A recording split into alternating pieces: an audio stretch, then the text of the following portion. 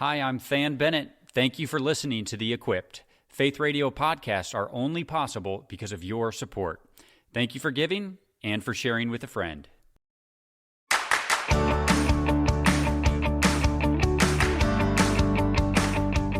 The beauty in your life is in the margin. It's in the negative space. And before I get too far outside of my area of expertise, I need to tell you that I know about this because of my wife, Brooke, and I'm going to explain to you what I mean when we come to the end of our broadcast in the beautiful segment. In the meantime, we're going to be talking about headline news that includes money matters, a board of peace, and a vote in the U.S. House and the U.S. Senate to release the Epstein files. Hey everyone, I'm Than Bennett. Welcome into The Equipped. We are going to be covering all of that information and more, but we're going to start, as we always do, by standing on eternal truth. And before we get to that, I just want to welcome you into the broadcast. If you are new to our community, you can find out more about us at theequippednewsletter.com. We are a gathering of Jesus followers who come together each week to view all things in our world through the lens of the true and the beautiful. We've already teased the beautiful that will happen at the end of the broadcast, but we're going to start by standing on truth. And this week we're going to talk about being bruised, not injured. I'll tell you what I mean right now on The True.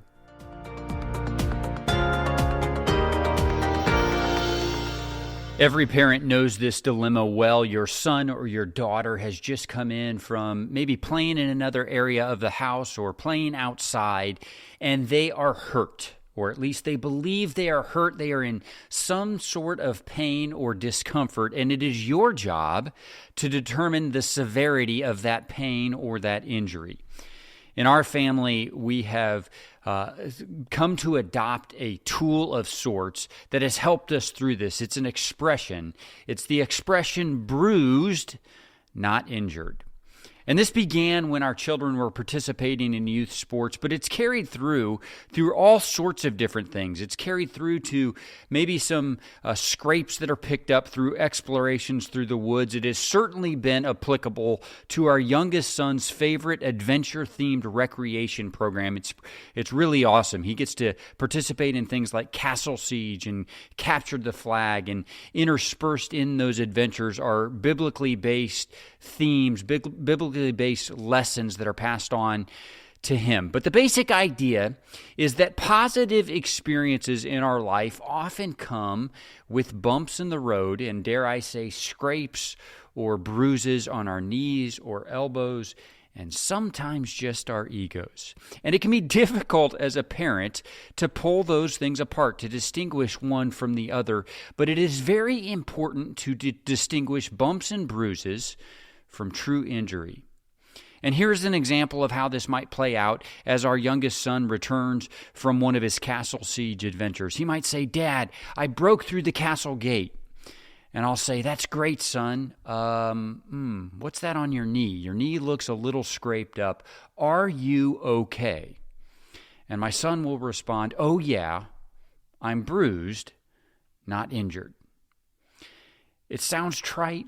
It sounds cute, but honestly, this has become a very helpful way for us as a family to gather courage to do hard things, knowing the difference from being scraped or bruised and being truly injured.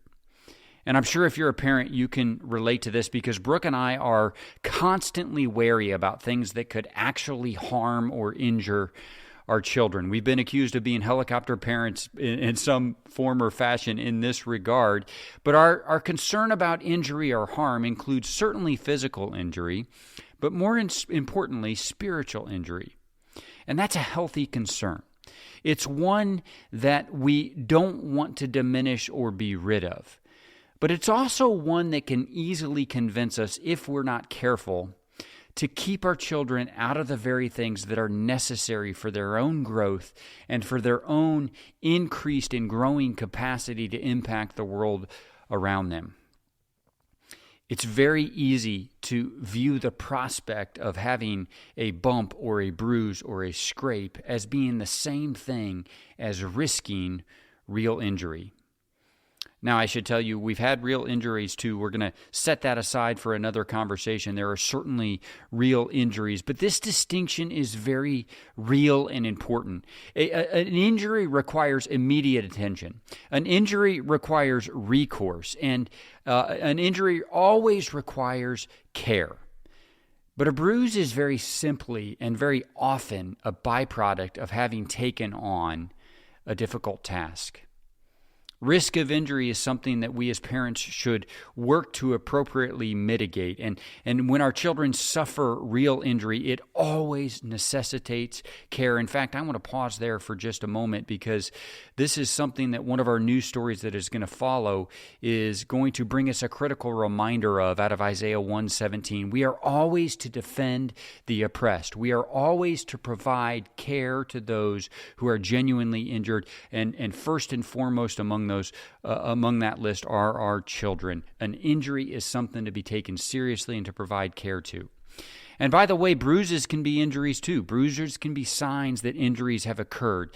And so we need not rush past this. This is something that should be taken very seriously as a parent.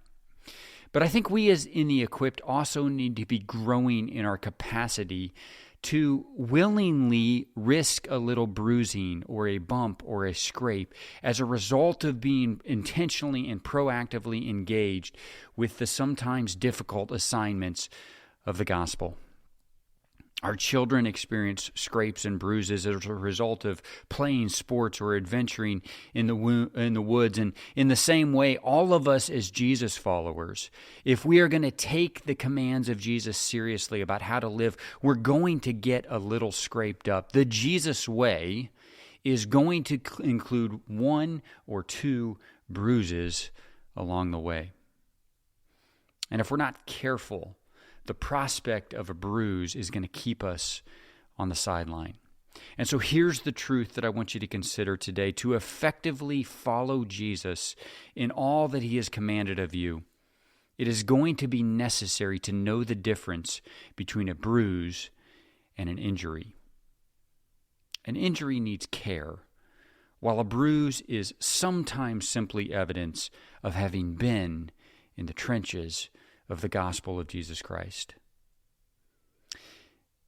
It's interesting, this conversation in our house, after a little bit of getting used to it and understanding what it means, this conversation now doesn't even wait for the return trip from the game or the adventure. Now it happens on the way out the door to that game or adventure. It happens something like this. I will say, have fun, play hard, be careful. And my son will respond, I will, bruised, not injured. Bruised, not injured. Indeed, my son and my friend, let's do this thing. Let's defend the oppressed. Let's serve in the trenches. Let's follow so very hard after Jesus. And let's understand in advance that that means we will get bruised and scraped. But let's not let the prospect of a little bruising stop us from serving and following hard. Defend the oppressed, bruised, not injured.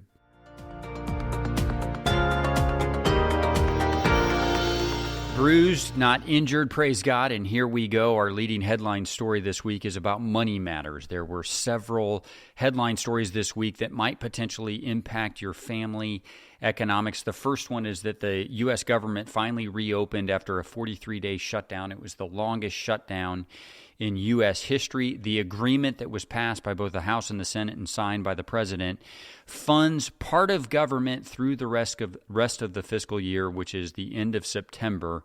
But that's only a few agencies. Most agencies are going to again need funding by January 30th, 2026. And so we're just about 2.5 months away from another funding deadline. The second headline story that involved money matters is that U.S. President Donald Trump announced the rollback of some of his tariffs on a wide range of food products, so coffee and fruit, and actually quite a lengthy list of food-based commodities. Beef was in that list.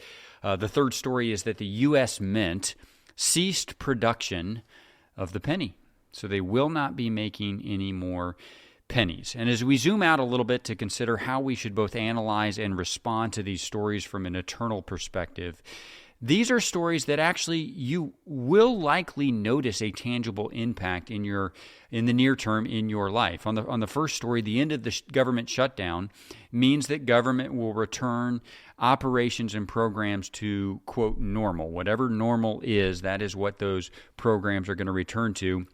And that includes the SNAP food funding that we've talked about in recent weeks. And the tangible impact for us as Jesus followers is while some of the individuals around us who we were on the lookout for that depended on these programs and we were standing in the gap for them in a tangible way, in a financial way or in a provision of food sort of way, some of that need is going to be alleviated. However, Matthew 26:11 says that the poor will always be among us.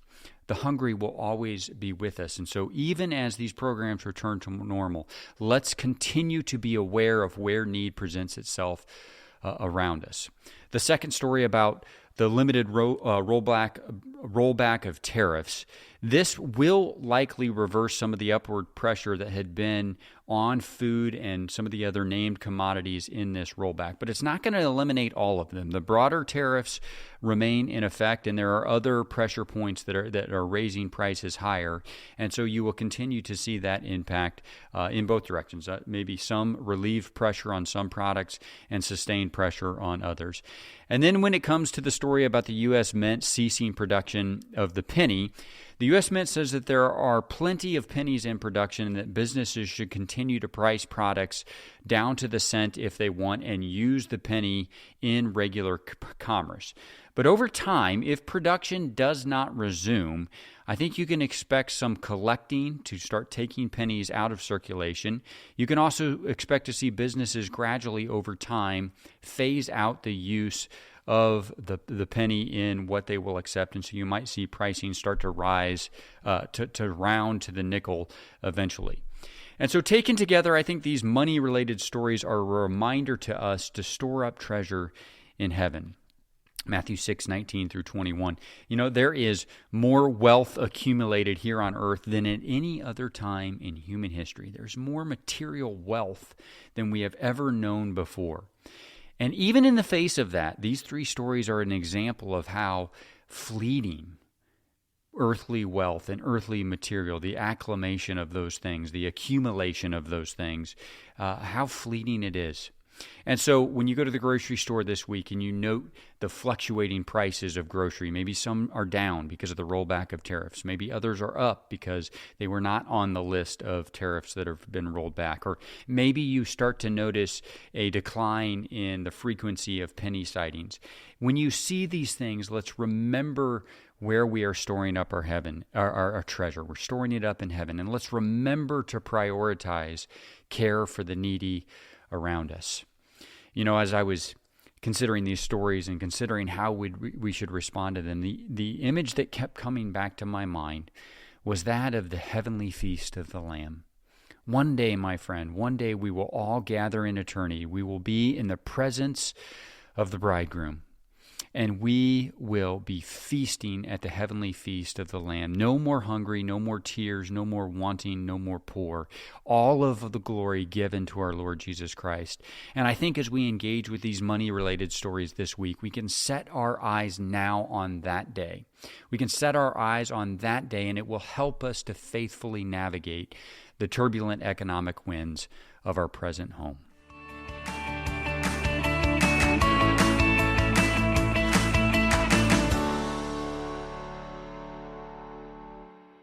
Hi, Faith Radio family. Than Bennett here with a special invitation for you. So much in our world today is screaming for us to be consumed by fear and division and brokenness. But the promise of the gospel means that our foundation is secure.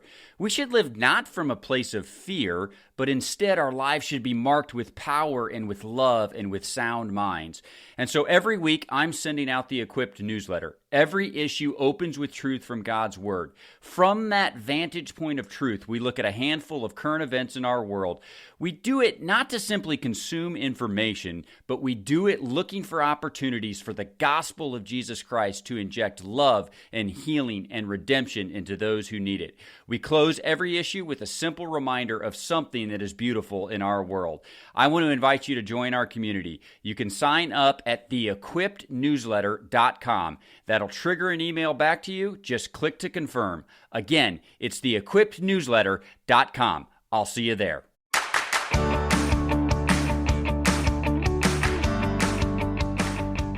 It's called The Board of Peace, and it's our second story of the week here on The Equipped. Welcome back to the broadcast.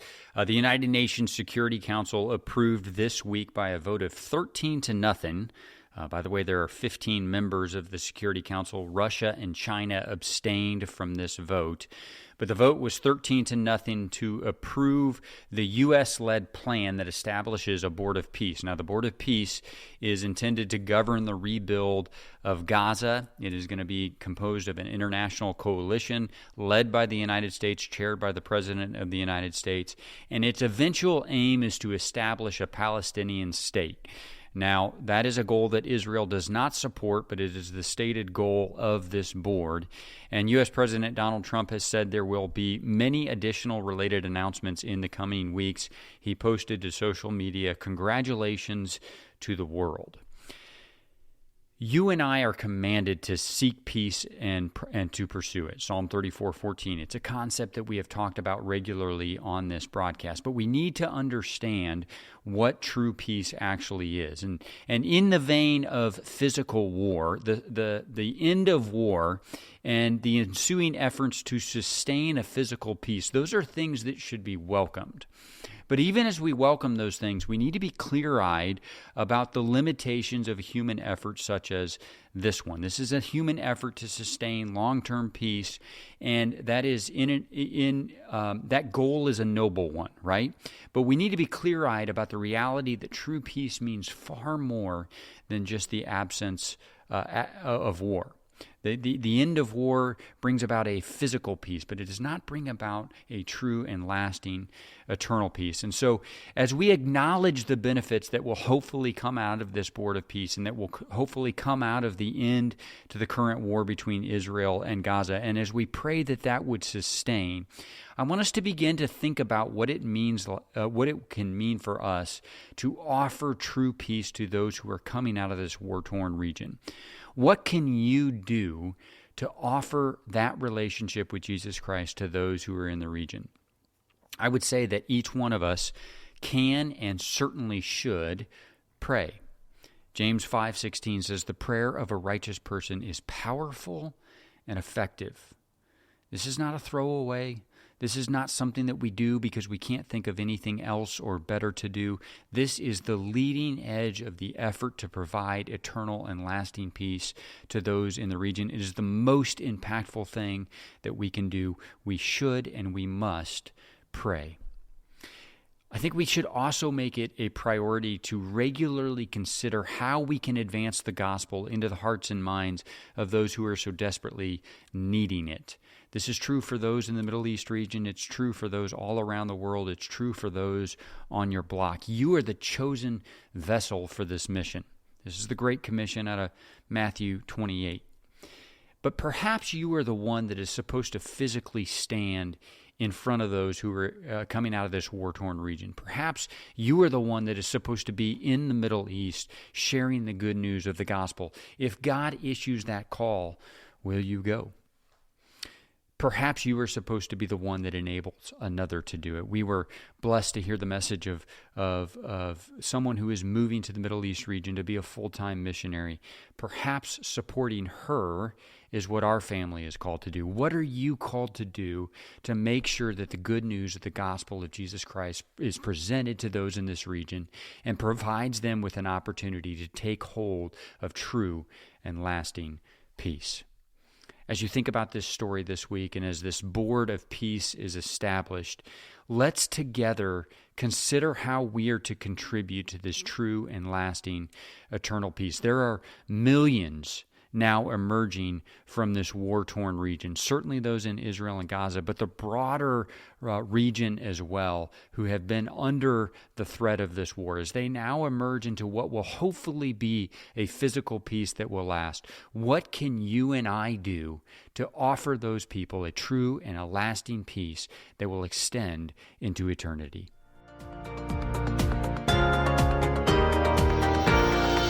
Our third and final story is a wild one, my friends. I'm going to do my best to summarize it quickly for you. When the government shutdown ended and the U.S. House of Representatives came back into session, Rep. Adelita Grijalva, who was elected several weeks ago, was finally sworn in. And as a result of her swearing in, she became the 218th signature on what is called a discharge petition to force a vote on a resolution to order the Department of Justice to release all of the public unclassified files that were related to the prosecution of Jeffrey Epstein. This is a story we've covered before. Jeffrey Epstein was the center of an effort that abused many, many young girls, and we're going to leave it at that for this broadcast. But Rep. Grijalva's vote on that petition put an end to a long, to months and months of delay and debate about whether or not the House should proceed on this. This is a vote that President Donald Trump was very much opposed to. Republican leadership in both the House and the Senate was opposed to it. But a number of Republican members of the House, including Marjorie Taylor Greene, Thomas Massie, Lauren Boebert, and Nancy Mace, all signed this discharge petition, and Rep. Grijalva became the 218th signature on it, which forced a vote in the House of Representatives. Now, as that was happening, President Trump actually said that he thought the measure should pass and that he would sign it. And as those actions came together and they converged together, when the vote finally came up in the House, it actually passed 427-1. And because of that, it went right over to the United States Senate, and the Senate passed it by unanimous consent. And the president has said that he will sign it, and so we can expect the release of additional files related to the case prosecuting Jeffrey Epstein. So a lot of changes of direction, changes of position, and potentially seeing the writing on the wall that this is where the political energy was and that it was going to happen one way or another. But here we are. The House and the Senate have spoken nearly unanimously. The president, as I speak to you, is expected to sign it very shortly, and the files are likely to come out. What are we to do with all of this? I think we're to defend the oppressed. We can get so caught up in the impact on Republicans or the impact on Democrats or who's involved or who's complicit or who's more complicit than another. We are very simply instructed to defend the oppressed. Isaiah 1:17. And this is a very complex case. It's a very tawdry case. But most of the coverage focuses around that. It focuses around the lens of which powerful people or political party are most implicated. And I would tell you it is difficult to know how to defend the oppressed in this situation, but let's focus there. Numerous young girls were deeply, deeply wronged by some of the most powerful and influential people in the world.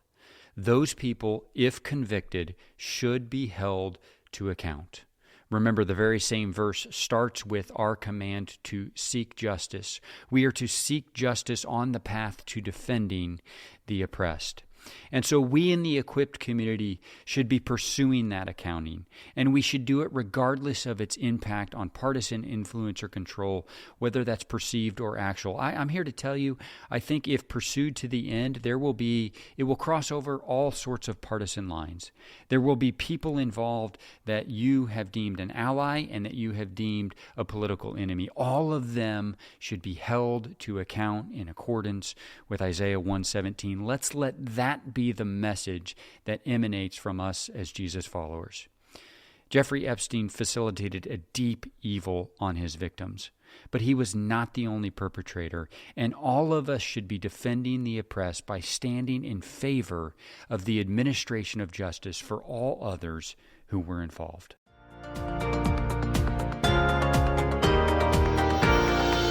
So when Brooke showed me the image that accompanies the beautiful section of the newsletter this week, which you can find at theequippednewsletter.com, I immediately said, I love it because of the margin.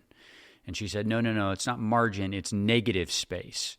And so if you're a photographer, you know the difference. I don't really understand the difference between margin and negative space, but I love the margin or the negative space in this picture. It reveals the beauty of the focal point. And I would just quickly say, your life needs negative space. It needs margin to connect with and be with your God, because the beauty, my friend, is so often in the margin. I'm Than Bennett. This is The Equipped, and I will talk to you again next time.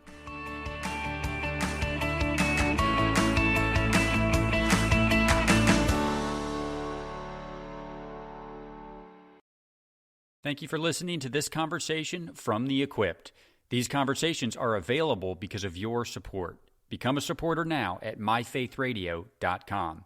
And please subscribe to the podcast so you don't miss any episodes, and share it with friends so together we can stay informed and be equipped to serve.